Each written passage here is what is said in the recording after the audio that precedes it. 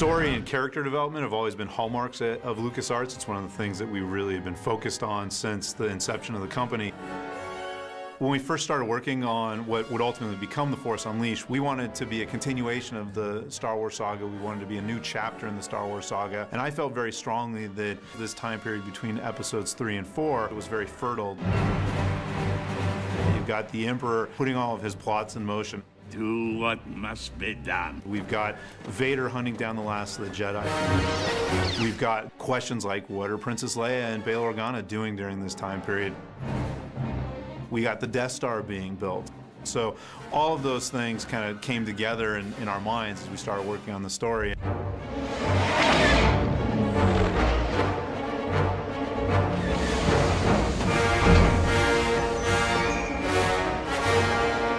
I think we all kind of recognize at some point that Vader has to be kind of the central focus of the story because, you know, George made Vader the central focus of the entire saga.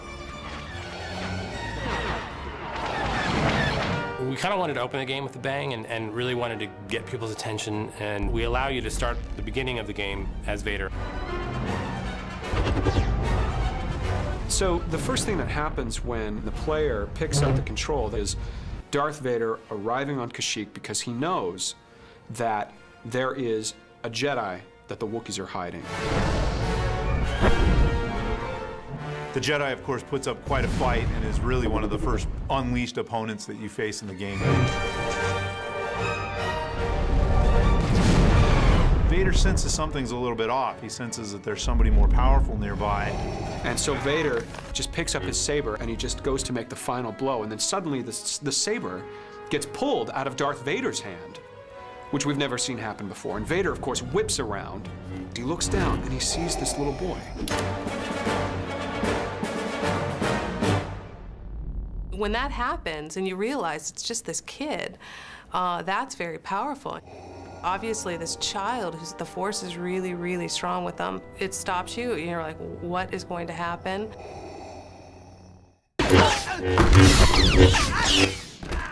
In that moment, Vader realizes that I can use this boy. He's really powerful. Come with me. So we transition to the future, many, many years. And this boy has now become Darth Vader's secret apprentice. Rise, my apprentice. And he's kind of doing these tests or trials for Vader. He's hunting Jedi and trying to prove himself to Vader. What is your will, my master? And so you playing Darth Vader's secret apprentice, that's where the story really takes off. The first mission that you undertake as Darth Vader's secret apprentice is to hunt down one of the last of the Jedi. He gets sent to a TIE fighter construction facility that's been taken over by a general named General Rom Koda. Vader tells him the Emperor can't ever know about you, so you need to kill everyone aboard. Kill Koda's men, but if you run into a stormtrooper, you kill them as well. And that's because you're Darth Vader's secret apprentice, and he really wants to drive that home.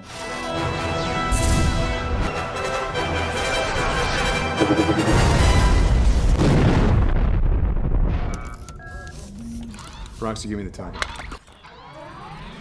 The crew aboard the Rogue Shadow is very reminiscent to the original Star Wars: A New Hope, where you had Luke and Leia and Han and Chewie and R2 and 3PO, and they were all aboard this Millennium Falcon. Well, in a similar way, the Rogue Shadow is kind of the dark side Sith version of that. But of course, that dark side energy isn't sustainable, that eventually this family sort of bonds together and there's a kinship that happens there. Am I going to see you again?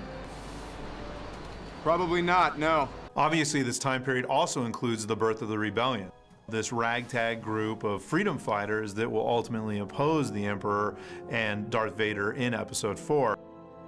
This scene is such an important part of the Star Wars canon. This is the start of the whole alliance, the whole changing of the guard, the whole shifting in rebellion. We have a really well-rounded story, and you know, it's not very predictable at times.